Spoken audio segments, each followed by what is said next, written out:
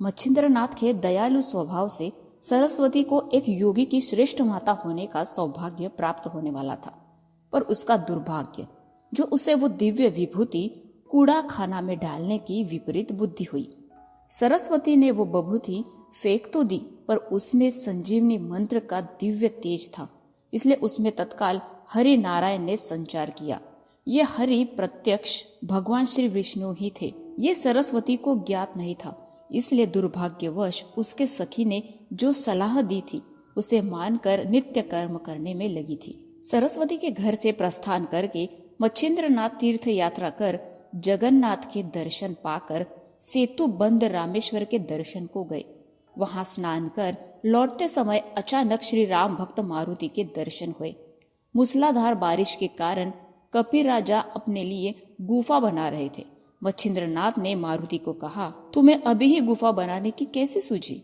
तब कपिराज ने कहा, मुझे उपदेश देने वाले तुम कौन हो? अपना परिचय दो। नाथ ने कहा, मैं जति हूँ, मच्छिंद्रनाथ नाम से इस शरीर को जानते हैं।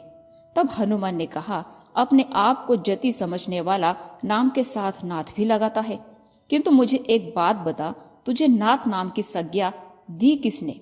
नाथ ने कहा, शक्ति का अनुभव देखकर ही किसी ने दी होगी, है ना? इस पर वायुसुत ने कहा, मेरे ज्ञान से जति तो केवल मैं ही हूँ, तुम कहाँ से प्रकट हुए? आगे हनुमान ने कहा, प्रत्यक्ष हनुमान के सानिध्य में रहने का सौभाग्य मुझे प्राप्त हुआ, तो उनके कृपा प्रसाद से मुझे उनकी एक सहस्रांश कला प्राप्त हुई है।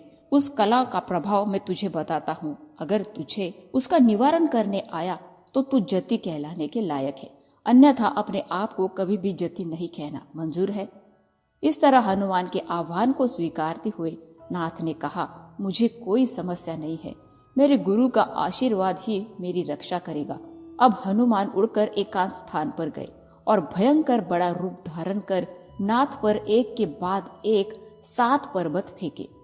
पर्वतों को अपनी ओर देखते हुए नाथ ने देखा तो उन्होंने वात प्रेरक मंत्र शक्ति का उपयोग कर उन पर्वतों को आसमान में ही रोक कर रखा।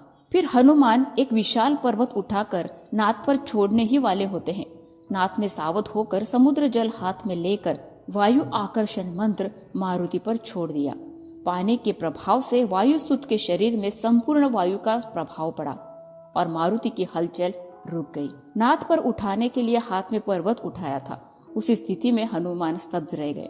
उनका हिलना डुलना संपूर्णतः बंद हो गया। वायुदेव को अपने पुत्र की दशा देखी नहीं गई। आदर भाव से मच्छिंद्रनाथ को मारुति को मुक्त करने को कहा। मच्छिंद्रनाथ ने वायुदेव की आज्ञा को नमन कर वात मंत्र कहकर सर्वप्रथम कपि मस्तक पर जो विशाल पर्वत था उसे उठाकर रख दिया। फिर हनुमान हलचल करने लगे, अपने पूर्व स्थिति में आए। श्री हनुमान ने नाथ को धन्यवाद कहा और नाथ को अनेकों आशीर्वाद दिए। हनुमान पर संतुष्ट हुए नाथ ने कहा, हे कपिश्रेष्ठ, आपके आशीर्वाद से धन्य हुआ, किंतु एक शंका मेरे मन में है। हनुमान ने पूछने की अनुमति दी। नाथ ने कहा, आप सर्वज्ञ कपिश्रेष्ठ हैं, आप भविष्य के ज्ञाता है। भविष्य जानकर भी आपने मुझसे विवाद क्यों किया? युद्ध करने के लिए कैसे प्रवृत्त हुए? सहज भाव से मारुति ने कहा, तुम जब सेतु बंध पर स्नान कर रहे थे तब भी मैंने तुम्हें पहचाना था मच्छिंद्रनाथ।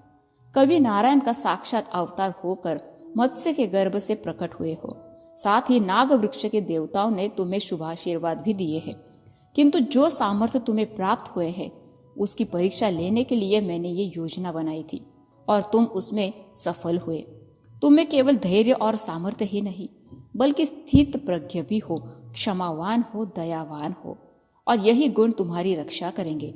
मैंने तुमसे भेंट इसलिए की कि तुम्हें मेरा एक कार्य करना है। मेरे कार्य के लिए तुम्हें स्त्री राज्य में जाना है जो अति भयंकर है और वहां पुरुष जाति को प्रवेश नहीं है। जो वहां पर गया है वो मृत्यु को प्राप्त हुआ है। वहां जाने के लिए सामर्थ्यवान तुम हो। इतना कहकर कपिश्रेष्ठ मच्छिंद्रनाथ के उत्तर की प्रतीक्षा करने लगे। फिर से मारुति ने कहा, हे योगी श्रेष्ठ, मैं श्री राम का दास हूँ। लंका से सीता माता को लेकर हम फिर अयोध्या जा रहे थे, तब माता के मन में मेरे दास्य भाव के प्रति पुत्र भाव निर्माण हुआ और मेरे कल्याण के लिए पत्नी और पुत्रों का सुख मिले, यह मंशा माता की हुई।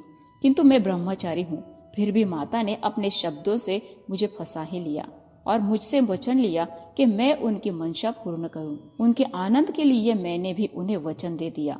तब माता ने कहा, तो गृहस्थाश्रम का स्वीकार कर, संसार सुख का उपभोग कर, यही मेरी मंशा है। हे नाथ, किंतु मैं वचन तो दे चुका था, अब मेरे समक्ष कोई मार्ग नहीं था, इसलिए मैं श्री राम के पास गया। प्रभु ने कहा, हे कपिश्रेष्ठ, स्त्री राज्य में जितनी भी स्त्रियां हैं वो तुम्हारी ही पत्नियां हैं। हनुमान ने नाथ से कहा, एक क्षण के लिए मेरी मति कुंठित हुई। तब प्रभु ने मुझे समझाया कि मैं पहली बार ही राम और तुम पहली बार ही हनुमान बने हो, ऐसे तुम्हें लगता है तो यह गलत है। सत्य, त्रेता, द्वापर, कली, इन युगों में तुम्हें और मुझे अवतार लेना ही पड़ता है। इतना ही नहीं, रावण को भी आना ही पड़ता है। अब ये हमारी 99 फेर है। रावण के वध पश्चात तुम्हें स्त्री राज्य में जाना ही पड़ता है। अनादिकाल से ये क्रम होता आया है, इसमें चिंता की बात कहाँ आती है। जानकी को वचन दिया है, तुम्हें स्त्री राज्य के लिए ये प्रस्थान करना ही उचित है। फिर से प्रभु ने हनुमान से कहा, हनुमान, तुम चिंता मत करो, तुम्हारा ब्रह्मचर्य भंग नहीं होगा, ऐसा मैं आशीर्वाद देता हूँ। तुम्हारे हुंकार से ही वहां की स्त्रियां गर्भवती होंगी। आगे हनुमान ने नाथ से कहा, राघव की आज्ञा लेकर मैं शैल्य देश में गया। वहां पर केवल स्त्रियां ही थी और मैनाकिनी नाम की रानी वो राज्य संभालती थी। रानी मैनाकिनी ने काम सुख के लिए यज्ञ करवाया और 12 वर्ष तप कर मुझे प्रसन्न किया।